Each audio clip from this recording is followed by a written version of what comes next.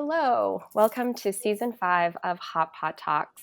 My name is Jen Sunshine here with my dear friend and longtime creative partner, David Ng, as well as our special guests, Namande and Saqib.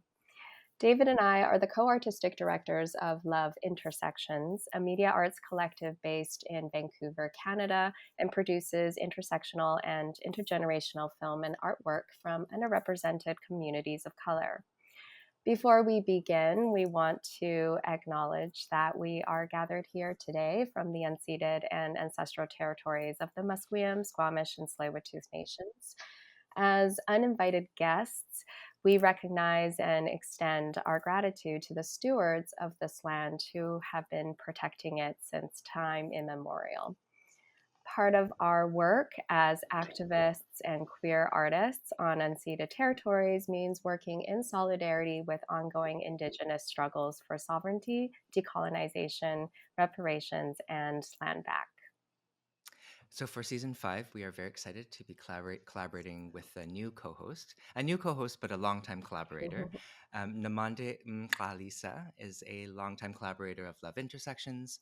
Namande is a fat Black feminist in love with stories. She is fascinated by the ways people's lived realities shape their joys and pains, and believes that there is healing to be found in the stories we choose to tell, and salvation, perhaps, in who we choose to tell them to. Radical softness is her weapon of choice in a world that often casts her as a hard, fat, black obstacle. Food, hunger, sex, access, and desirability are her favorite topics. She's a feminist scholar. Fat activism, sustainability, climate resilience, and food security are her passions. Hi, Namande. So, for today's episode, we are very excited to be in conversation with Saqib Keval, one of the co founders of Masala Maíz. Yeah, we're very excited to have you join us, Saqib. Welcome. Thank you so much. I'm grateful to be here. Saqib, so maybe I'll start with sort of my introduction to Masala Maíz and how this conversation came about. I first went to your restaurant, I think 3 or 4 years ago, and Mm. I knew nothing about it. I had a friend who was like, "We got to check out this place; it's really good." And I remember sitting down and seeing the menu, and immediately it said like "fuck Trump." Fuck Modi, and something about Hindu nationalism, free Palestine, and I was really excited because I was like, just coming for the good food, and then all of a sudden I realized I was in this very different political space. So I wanted to ask you, maybe we can kick it off by asking, giving our audience a little bit of context to Masala Imez. What is it, and how did it come about? And maybe just a little bit about yourself and who are you. Yeah, Yeah, all of those good things. yeah. Well, thank you. I'm so grateful like that you guys invited me. Y'all invited me to be part of this. So Masali Mai started as a political project first, a very nerdy research project between my wife, partner, co-chef, co-owner Norma Lisman Sanchez, and I. We were dating at the time, and we were connecting a lot on the similarities between South Asian foodways and Mexican foodways. And we're trying to figure out why there's so many similarities between our respective, not just like recipes, but also the way we cook, the way we eat, the way we gather around food. There's so many like cultural through lines between our respective cultures. We were dating at the time, and it was like a thing that we kept coming back to. My son and I started like, I mean, it's just so fucking nerdy, the whole project. In the beginning, it was just like we were both working as chefs, and this was the thing that we kept collaborating on and thinking about and talking about. And we would do these pop up dinners in Mexico City, where she's from.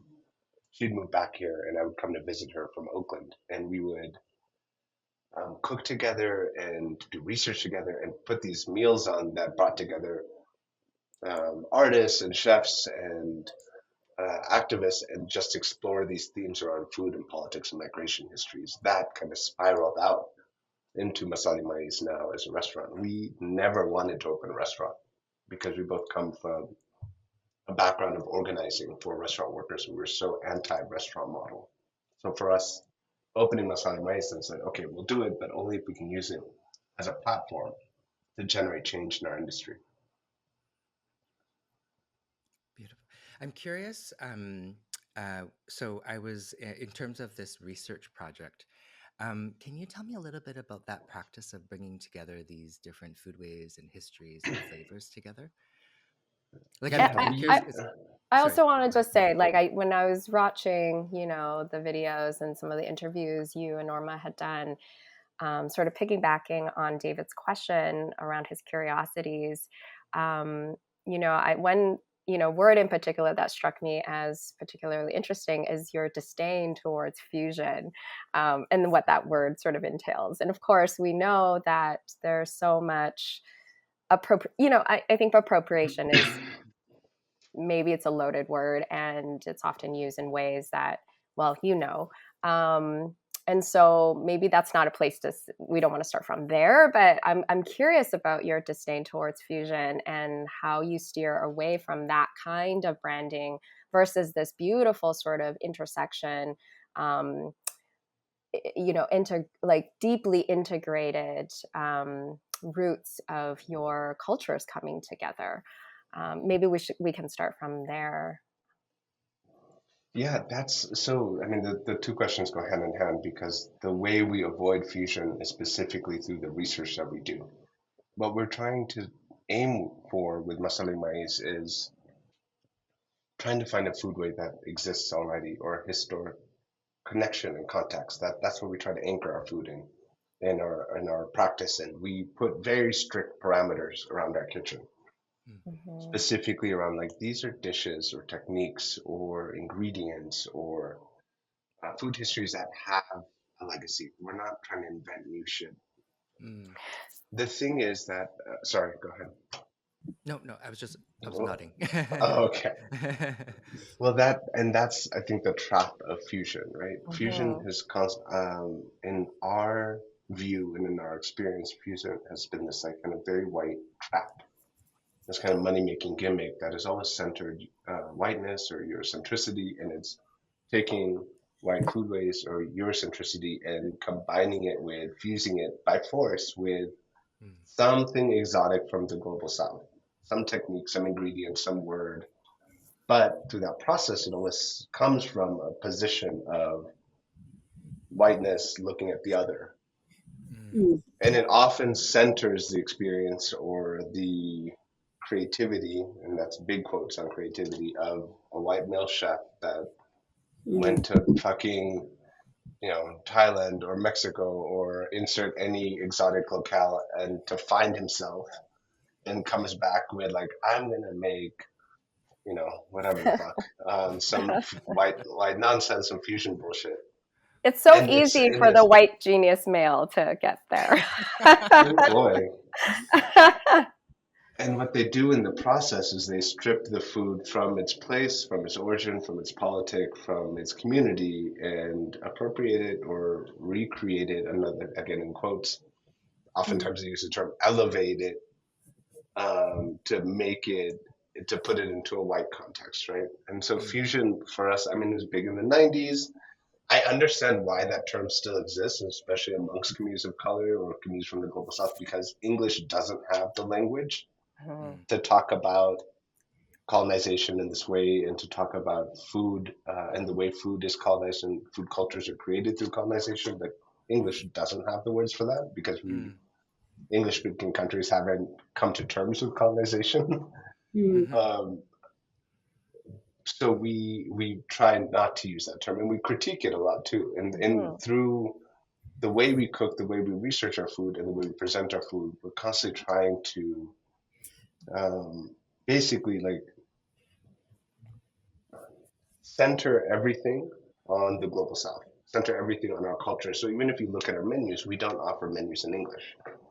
mm, Mm. Our menus are written in Spanish, Kiswahili, Amharic, and like it's a mix of languages in one dish or in one description or in one thing. And the point of that is very intentional, is that mm, we don't like, I don't want to serve a dosa, for example, and then tell people that, oh, it's a crepe, it's an Indian crepe, which oftentimes happens on menus. Like, no, it's not a fucking Indian crepe, it's a dosa.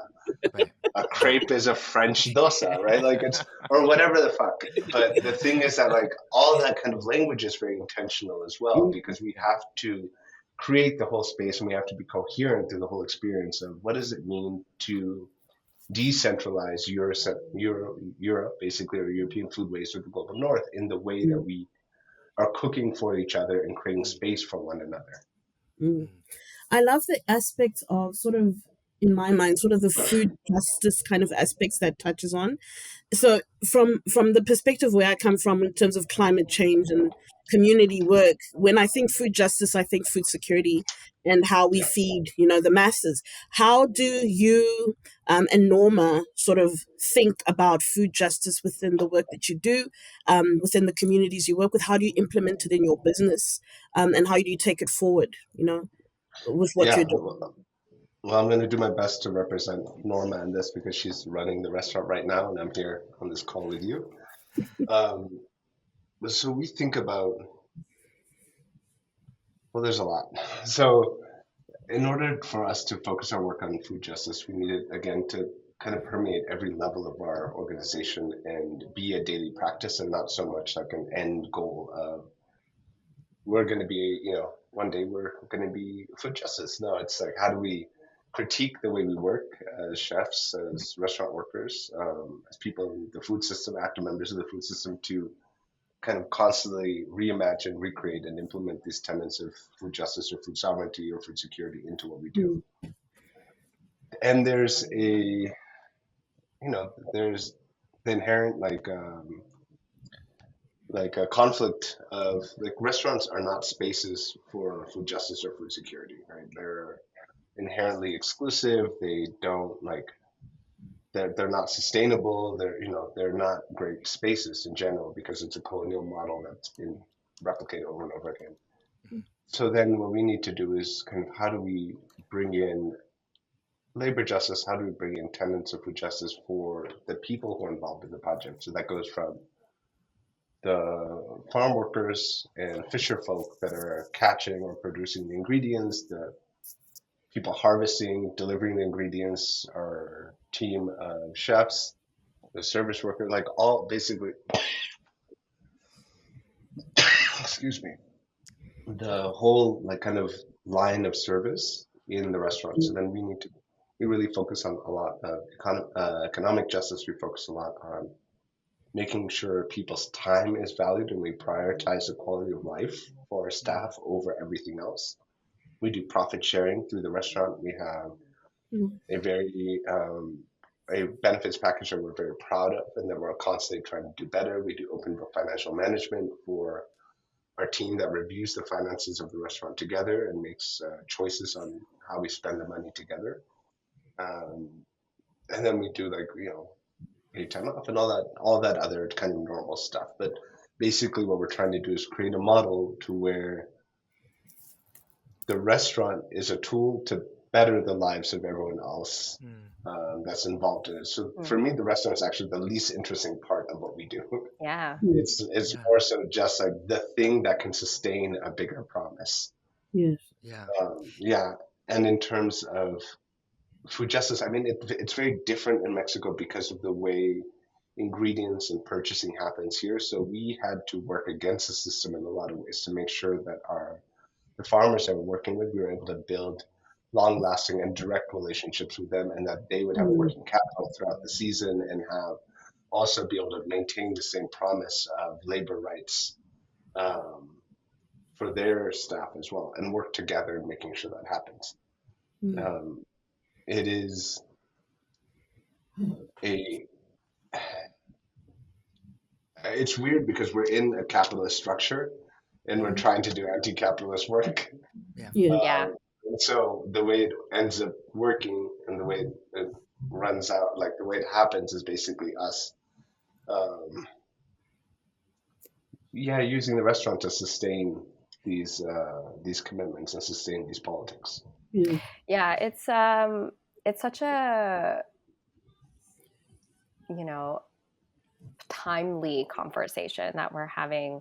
Um, I've been on feminist collectives, flattened structures, workspaces that attempt to sort of de-center that hierarchy, but so often the replication of those hierarchies are so intrinsic to outside, to like from outside external forces. Mm. And it's really difficult and challenging just for individuals to not step into those roles.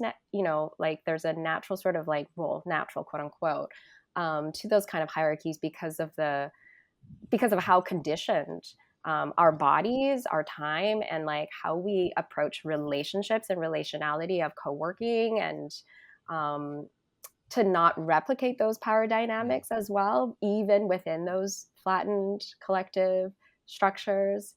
And it is just, yeah, I'm thinking a lot about some of my past experiences around like conflict and how to navigate those kinds of conflict within a group of people who are trying to work, within these systems of power. But ultimately, it's so easy to step into those roles that replicate that. I don't know. Yeah, and Jen. I had a similar question. So Jen and I, we were a part of a worker co-op that started just before COVID, and and we've started other co-ops since. But part of what we were trying to do in terms of flattening hierarchy, creating sort of collective decision making, that was very, very difficult work. It imploded. You can say that. Okay, yeah, the first incarnation really imploded, and we really, it's a unionized worker. It was a unionized worker co-op. We moved all of the board decision making to the collective, and but yeah, one of the things, and largely this was, I think, attributed because we were organizing under quarantine, so we weren't actually in person, like building relationships. We were Yeah, just trying to keep eating afloat. together. Yeah.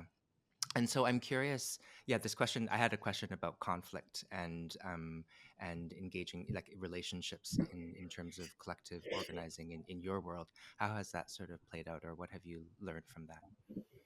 Well, I mean, I think the first thing is that we fuck up all the time. Like that's a daily thing of us just constantly making mistakes and then trying something else and then owning it and trying to see like what's at the root of those issues.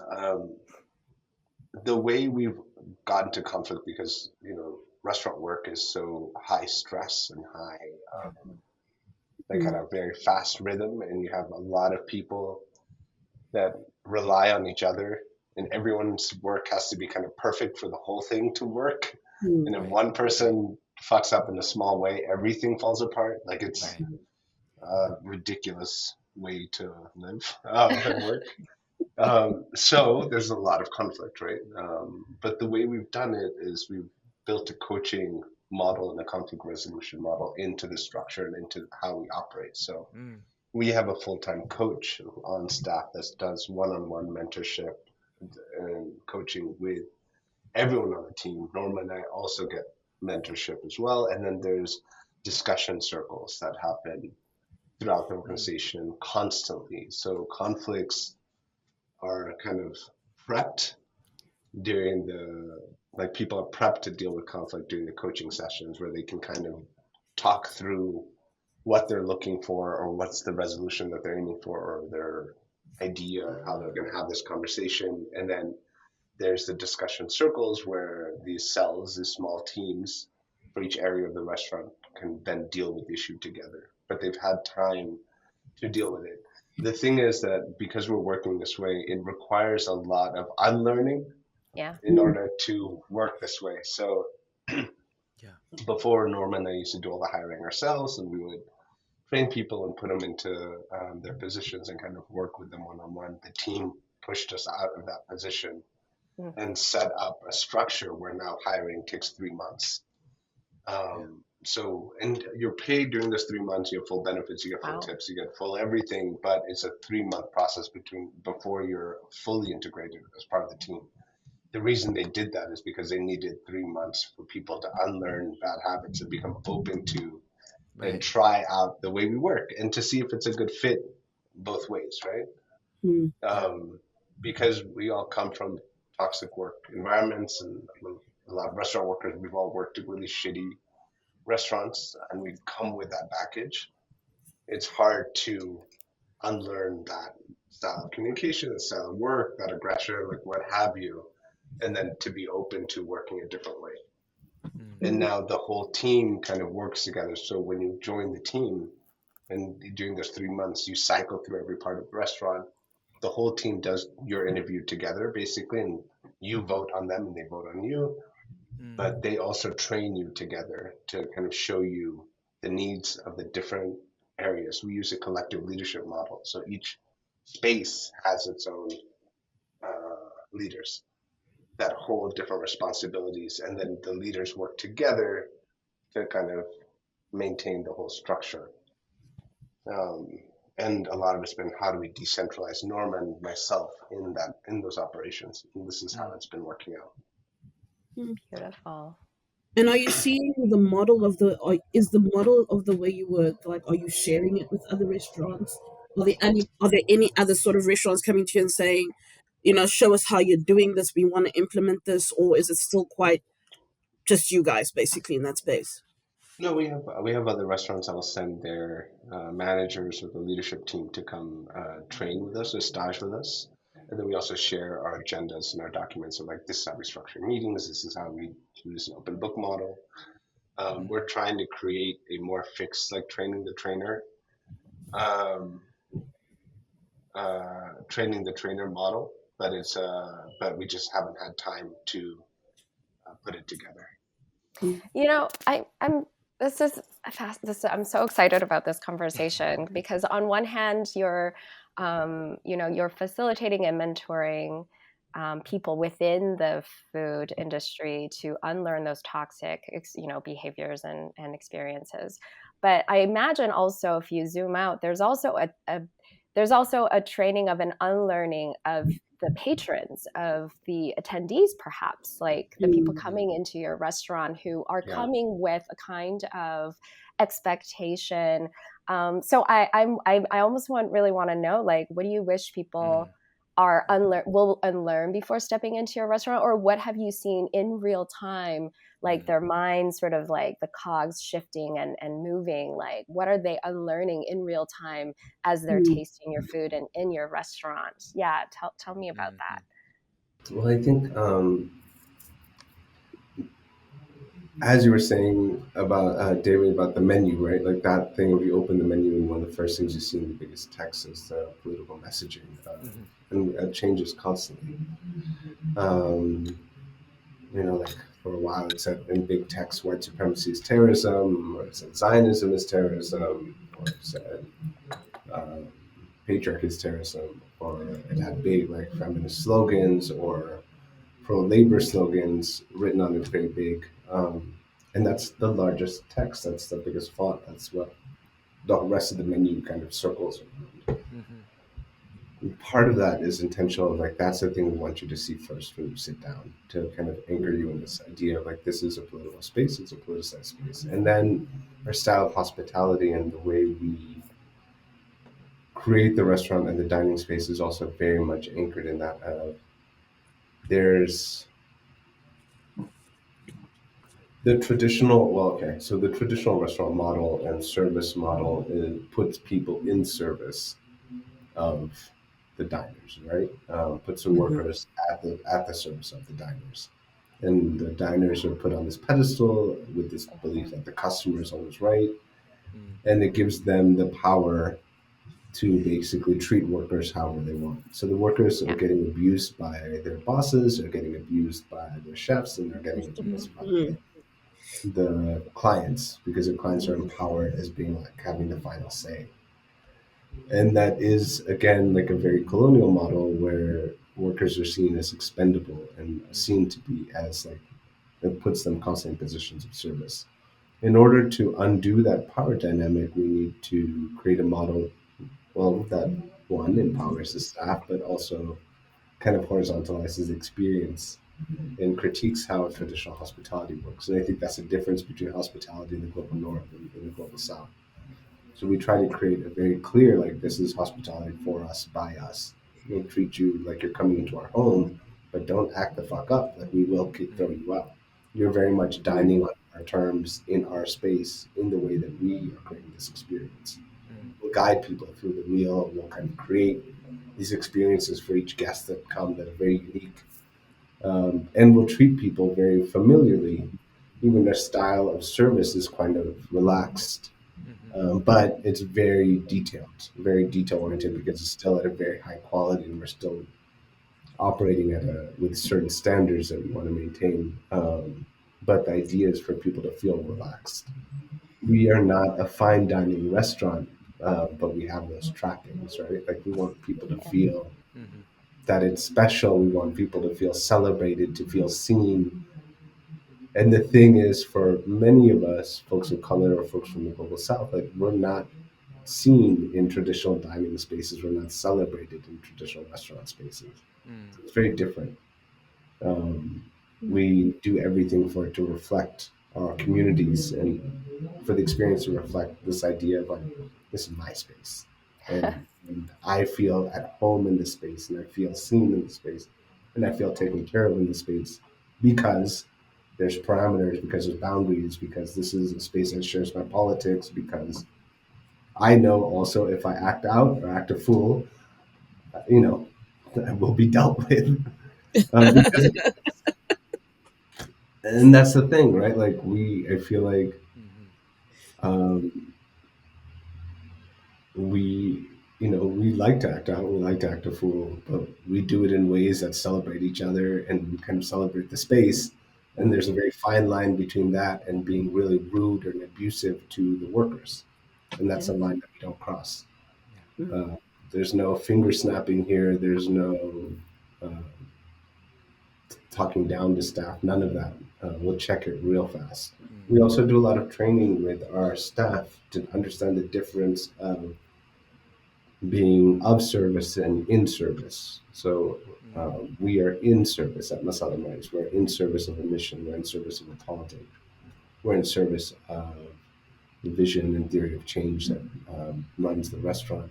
We are not here to be of service to the customers or the guests. We do a lot of somatic work. We do choreography. We do body work. Like all this thing of like, how do you Wow. approach a table? How do you talk to someone?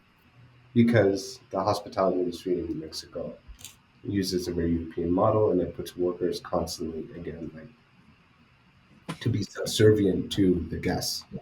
and we have to break that body language, Yeah. I'm now very the curious space of about. dignity.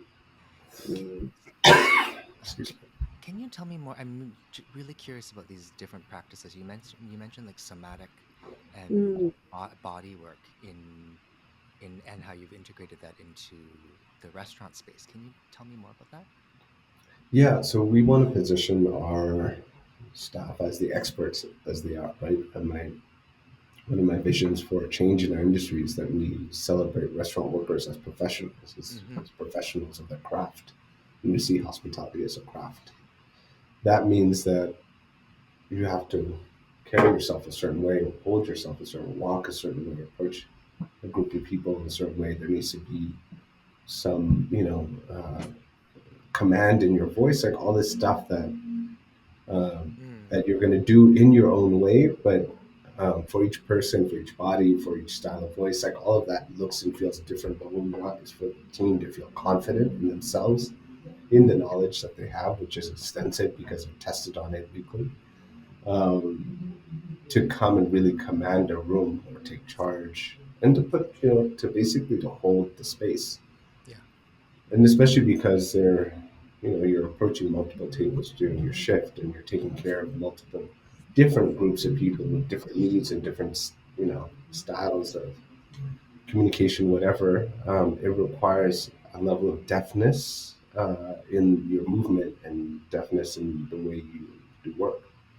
um, so we do that through these like coaching sessions, through somatic, through a lot of like just internal work to build up each other as restaurant workers so that when the doors open that we're kind of ready for it.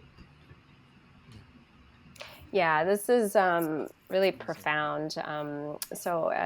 I work as a facilitator on a series of it's a cultural workers training in the downtown east side for the Powell Street Festival, which organizes in the downtown east side. And if you're not familiar, it is a heavily marginalized neighborhood with a lot of open drug use and addiction, and poverty, but also it is also a community of care and people, and lots of services. And to organize any kind of like event or arts and cultural sort of festival, where it's multi-day, you have to have an embodied awareness and an understanding of the local neighborhood protocols of how to, approach people who are, let's say, having an overdose.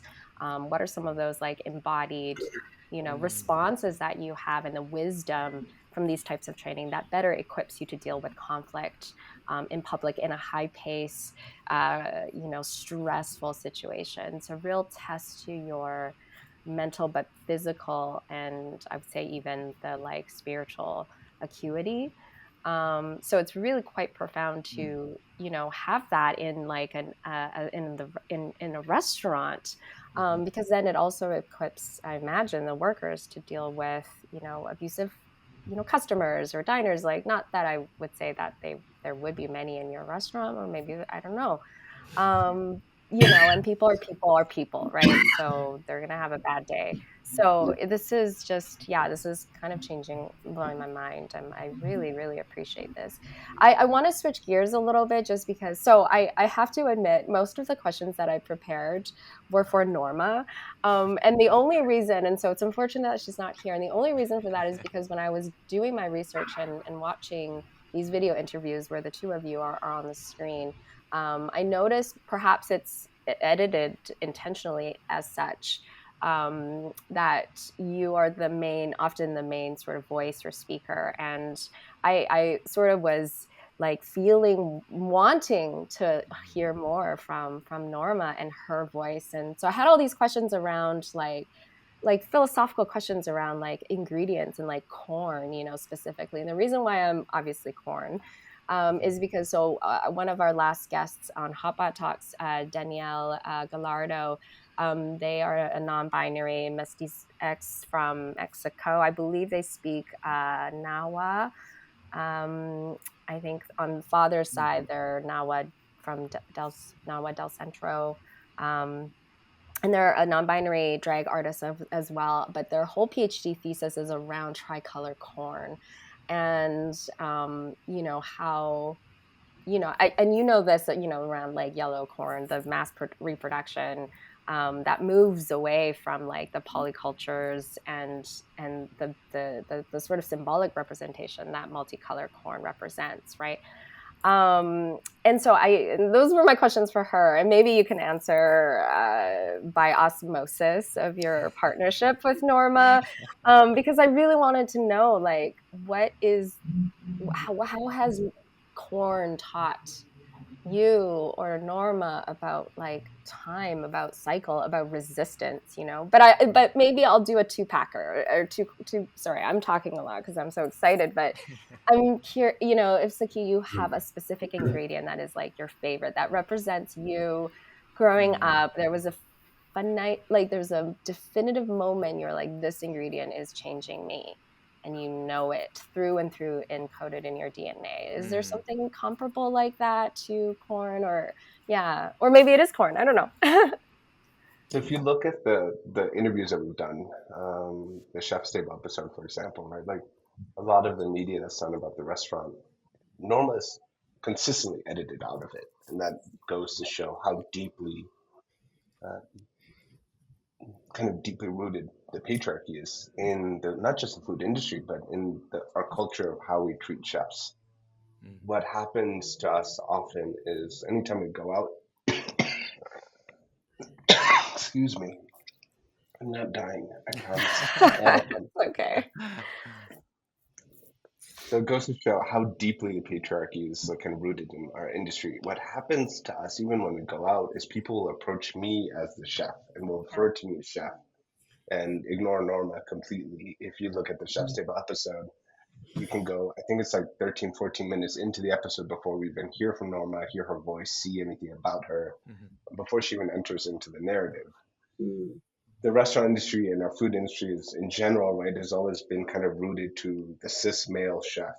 And so people will treat me as the authority figure and will come to me as a Sismail and be like, you must be the chef. Where if you actually know how Masala Maíz operates, right? You'll know that Norma is the one that runs the kitchen. Norma is the one that runs the restaurant operation. She does all the finances. She keeps Masala Maíz alive. Um, and to me, she's the real deal. She's the chef, like she's that. She's the top. Um, and so because of that, and I think like part of the political roots of Masala Maíz, that's one of the driving forces why it's so important to us to be a feminist restaurant and not a U.S. feminist, not a global North feminist, but very specifically a global South feminist restaurant. And how do we put those politics into practice into every kind of part of our organization and operations? It's a constant battle to unlearn this like deep patriarchy in the way our systems and our restaurant industry and the way we've been trained and all that to kind of contradict it and create something new. I think that ties very well into this idea of corn and the importance of corn. It is one of those ingredients that is so that shows the arrogance of colonization so clearly, especially when you look at like kind of corn in the Green Revolution, of how the colonizers took corn from Mexico around the world, but didn't take the science and technology of mechanization, which makes corn more nutritive, more digestible, which is why like corn is the staple crop in Mexico, because it turns this ingredient into something that is like packed full of nutrients and protein. And this process that was invented in Mexico really like has changed not just the Mexican civilization but has changed the world, the way the world eats. So when corn was taken without that, it just became an empty kind of filler crop, like an empty carb almost, right? And again, like they took the ingredient away from the culture, without the cultural context, without the cultural technology, and pushed it around the world to just be this empty thing. And it wasn't necessary. Like it could have been something that would actually nourish people's bodies the way it does in Mexico. So when I'm in Kenya, where my family's from, and I'm on the coast, and I could just drive by fields and fields of monocropped GMO corn, and it's just used like a staple grain that just fills people up but doesn't actually give them nutrients. And it's so fucked up that that's what the Green Revolution did. It's moving this idea of like, oh, I'm not going to feed the world. I'm going to just make sure you're full, but not nourished and not healthy. We just want to make sure that you're like full and functional. Shit's really crazy, and that's a bigger topic we can talk a lot more about in much more detail. But corn is such an important ingredient to Mexican foodways, Mexican food history, and to me, and the way we work at Masala Maíz and what we've seen over and over again, there's few cuisines in the world that haven't been changed by Mexican techniques, Mexican foodways, Mexican ingredients, right? The way the world eats is directly tied to the ingredients that have come from Mexico, the cooking techniques that have come from here, and the food history that's come from here. So we always kind of try to use this lens in how we approach all the other foods that we try to learn from and food cultures we try to learn from.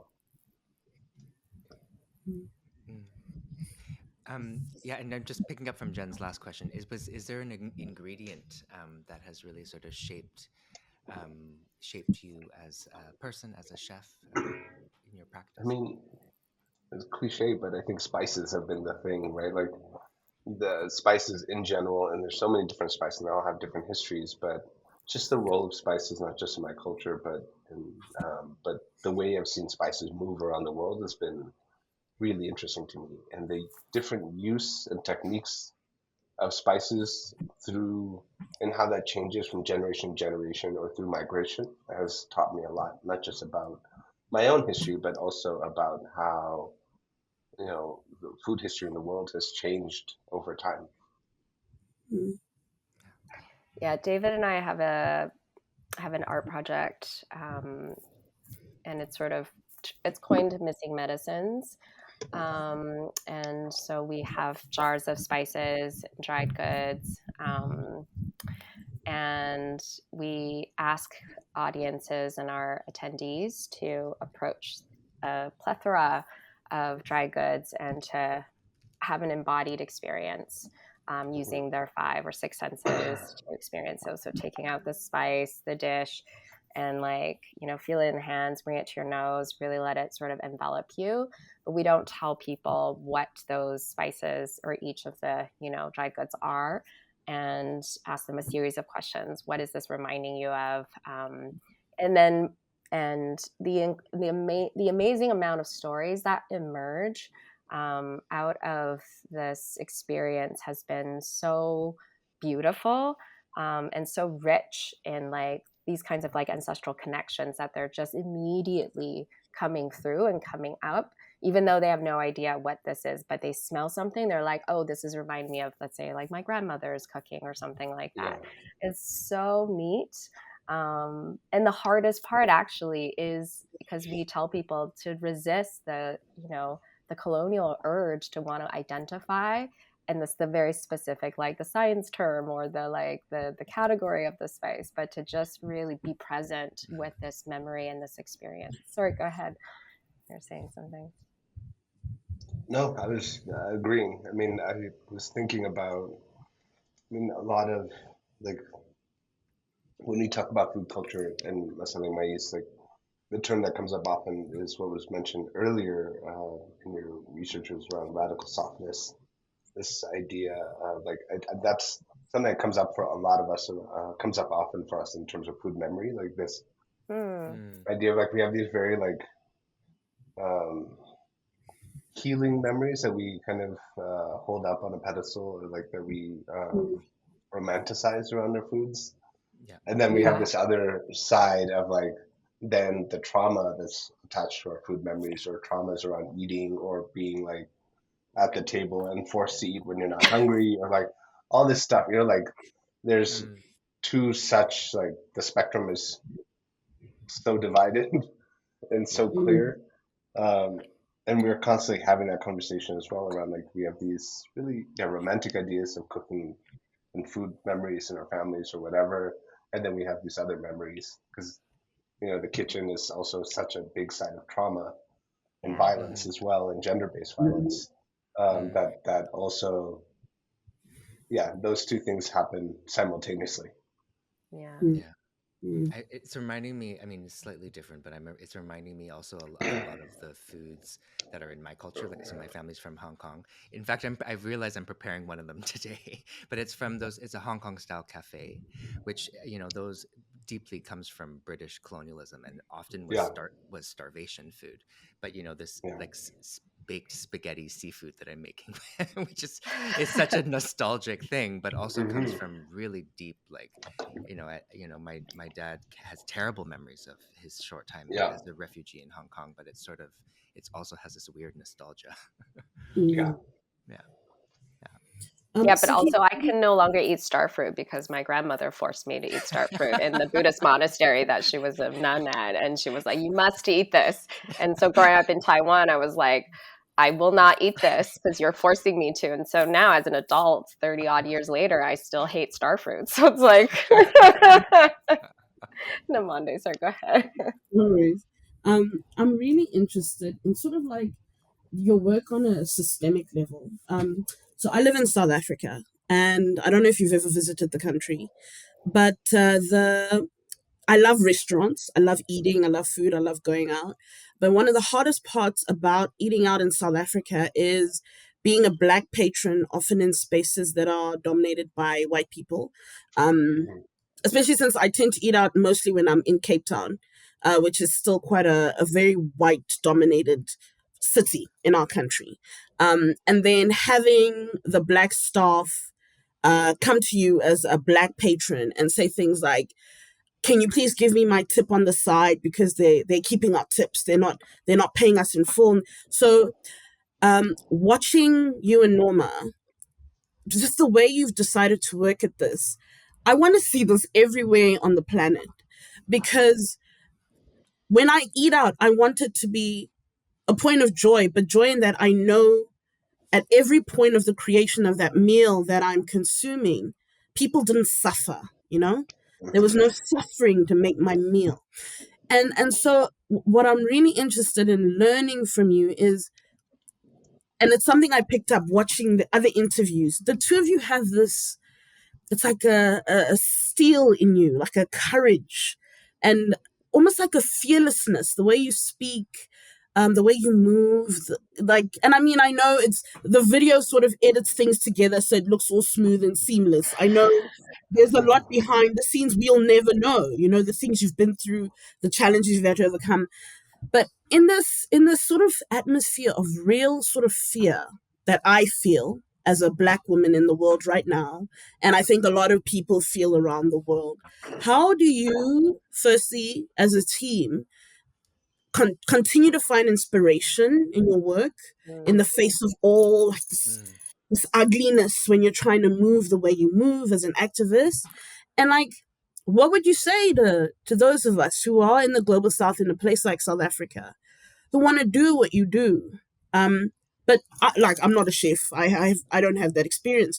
But I want to bring what you bring to a space that I love. I love food, and I want to be in a space where the people who create my food are happy and are well and are celebrated.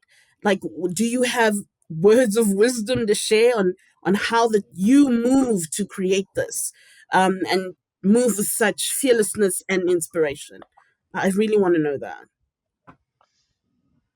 Jesus, I mean, you're giving us way too much credit. I think there's we have a lot of fear. We have a lot of anxiety. We have a lot of worries. We're just trying to do our best, but we're constantly second guessing ourselves, because we're trying to do shit that pushes us and also makes us nervous. And I think that's a scary space to be in, but it's also, if you're nervous, you're doing something worth doing. Like being a little bit scared in terms of like trying to push the envelope or create something new is good because it makes you focus. Um, all right. So a few things. South Africa is really fucking hard. I like spent a good amount of time there, and it's so fucking segregated. I mean, not just on geography and line, but in like physical spaces. Restaurants in South Africa, I mean, in Cape Town, in Joburg, like it's the stratification. I mean, you know this, but like you're talking about white dining spaces. I mean, all the like brown, the colonial middlemen, my people there, like the South Asians are maintaining this colonial hierarchy, right? That it is really fucking difficult. Yes. So what you're saying like makes a lot of sense to me because I mean, that was my experience, and that's what I've seen in restaurants in other parts of the world. And I saw it at an extreme there because, again, going back to labor is being seen as expendable. When you couple labor injustice with racism, with the traditional restaurant model, what happens is, I mean, in any restaurant around the world, the lighter skinned people work in what's referred to as a front of house that have the direct uh, connection or direct contact with the customers. And then the further back of house, like big quotes on back of house, you go until you get to the dish area, the darker the skin tone of the people working. The more invisibilized the labor, the less they're paid, the more the more vulnerable they are to systemic abuse, to wage theft, to the tips being stolen, right? That's written into the traditional restaurant model. I mean, you have to remember that the restaurant model that exists in the world is a French colonial model based off the French military. Shit's bleak. So, words of advice, damn.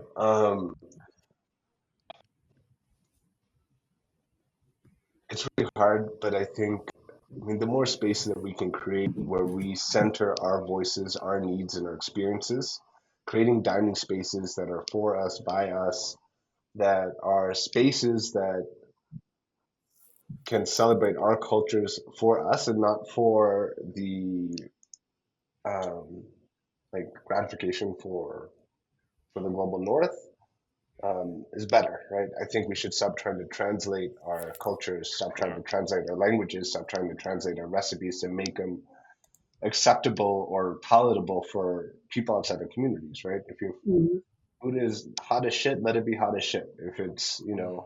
however it is, right? Like, I don't think we need to uplift. I don't think we need to elevate. I don't think we need to translate. I think we Mm. need to be cooking our foods the way that we grew up eating them and try to be authentic to ourselves. And that's the only type of authenticity in food that I'm interested in, is something that's done for us to be eaten by our people. Mhm. Because Mm. what you're saying, Namanda, is very true, right? Like, food that's cooked with anger and violence is not going to sit well in your Mm. stomach, right? Yeah. Mm. Um, Yeah. we try to have a kitchen of love and joy, and sometimes that works, sometimes it doesn't. But you can taste it and you can feel it in the food. I think that's why our food tastes like it has soul, and that's why fine dining sometimes Mm. doesn't taste like it has soul, because it's used as, like, viewed as like just labor production, and you focus on technique without focusing on the culture. Um, and what we want Mm. is a kitchen with a lot of culture, with a lot of joy, and that's going to make our food taste soulful. It's also why that we get, we'll get Zionists that come, or we'll get Hindu nationalists that come and they'll get really mad because they'll see the politics in the restaurant, and we'll tell them, like, you should go. Like, I don't want your money. I'll pay your tab. I'll make a reservation for you somewhere else. Like, I'll call in a favor so you get a good table somewhere else, but Yeah. don't eat here because this food will not sit well with you, right? Like, we cook Mm. this food with liberation, and Mm. that is going to be what's seasoning the dishes, and that is not going to sit well with you. And I don't No. want you to get sick, so go somewhere else. There's a French restaurant down the street. You can go be a colonial bootlicker over there. Yeah. But I don't have, like, I don't know if I have necessarily words of advice or experience. Like, we've been doing this for 8 years with Masala Maíz, and it's a fucking struggle every Mm. goddamn day. Mm. Um, okay, and we're just trying to do our best. And I think I mean, the fearlessness in it, I would say it's more just stubbornness and less fearlessness. We're too deep in to turn back now. So we just need to keep moving forward, right, and trying new shit. Yeah. I think it makes me think of, like, the conversation y'all were having about worker co-ops earlier. I think this is also when they think about a lot of food projects starting up. Like, we want Mhm. something to be perfect, to check all the boxes, to be like the best politics. And that's never going to happen when you start. You just have to start and Mm. then slowly, like, Mhm. critique your work as you go along and build something, or it's going to fail, and then you try something else and Mm. just keep trying to better your model. Because if you keep trying to start with something that has to be perfect from the jump, that has to check all the political boxes and create all the spaces for all the people, it's Yeah. not going to happen. It's just Yes. too much. And the only way, like, we talk about restaurants as having their own life, right? We go into it thinking of masala mais, like, and this happened to us. We had this idea of what masala mais was going to be. We had an idea of how it was going to function, how it's going to work. We just moved into a new location, and we're going through this all over again. Mm. Our best, like, designs, our best ideas. We both got like 25 years each of experience doing this. So we thought we were gold of how this is Mm. going to work. And of course, the restaurant has its own life. It has its own personality. It has its own needs, and it starts creating its own culture and how it's going to work. So now we're adapting to that and seeing Mm. what the needs are, and then shifting again our model. Mm. Because stuff that we thought for sure was going to work is not working at all. Now we have to create something new. Yeah. I think that would be partly my biggest words of advice, is to try. Um, don't open a fucking restaurant. That's Jesus Christ. Do not do this. But like, host dinner parties, create spaces for friends, potlucks, like stuff where people can be fed and feel seen and feel like their cultures can be celebrated without having to be translated or Mm. made, dumbed down or made palatable for other people. Like, all that shit, I think, is very, very vital.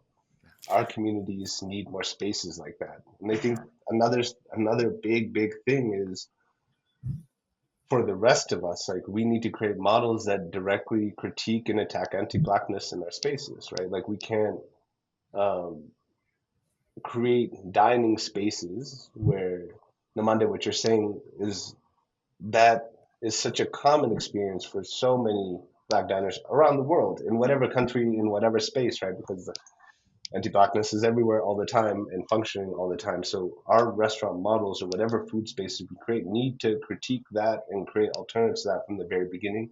And that solution needs to be a systemic solution that is in operations and not just in like Mm. feel good language. Yes. Okay, I have a sort of a random question, but just based on what we've been talking about. If you weren't doing this, Saqib, what would you be doing? Like if I had the choice, Say it was all possible. if everything was possible, I mean, right now, well, we had two restaurants, and we just closed one restaurant because we wanted to spend more time with our kid.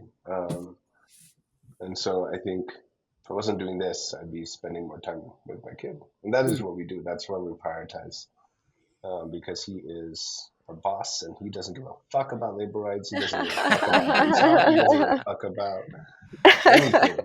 There's Yeah. no unionizing in our house, so I make my boss happy, and then with the hopes that someday, I'm trying to suck up to him and get him to be nice to me. I would like that. Yeah. Um, Well, I don't know. I mean, I've done so many different things, and they all come back to food in some form. Yeah. I Yeah. was a food researcher, I was a labor organizer, I was an academic. I worked in retail for a long time. Just worked in different restaurants. I like to make, mixtapes and stuff like that. Just as an artist. All that stuff kind of now happens simultaneously, but is funneled through food work. Mm. I don't think I can escape this world. I think, like I was saying earlier, I'm too deep in it now. I don't know how computers work, so I can't do computer work. I feel like that I missed that train. Yeah. So I'm just gonna, stick with this, and hopefully this shit works out. Well, thank you so much, Saqib. And maybe we'll end with we like to ask all of our guests this question. What is your favorite hot pot ingredient? Mm, mm. Oh, fuck, you're gonna make me crave hot pots. I've been like, it's a thing like I keep seeing. I was seeing this on the calendar, and I was like, I want hot pots. I want hot pots. Okay, I really fucking love onions, and I love like Mm. really like tender green onions, and when they like get a little bit soft and they like cook a Mm. little bit, so they still have a little bit of crunch, but like cook that. Oh, In a hot pot is Mm. fucking delicious. that's a new one. We have That not is a gotten new that one. answer Yeah. before. I Yeah. love, of course, like all the meats and all of that, but like just like that, just like delicate cook on like a perfect like green onion is so good. Yeah. Mm. No. Well, thank you so much, Beautiful. Saqib. We so I much appreciate y'all. love this conversation, and Thank you I'm so much. Um, yeah. I hope y'all can come to Mexico City. Please like reach out when you do come to the restaurant. This goes out for your listeners too. Send us a message. We would love to have you all here, and I really appreciate you giving us the space to talk about our work and share our work. And thank you all for your support. Thank you.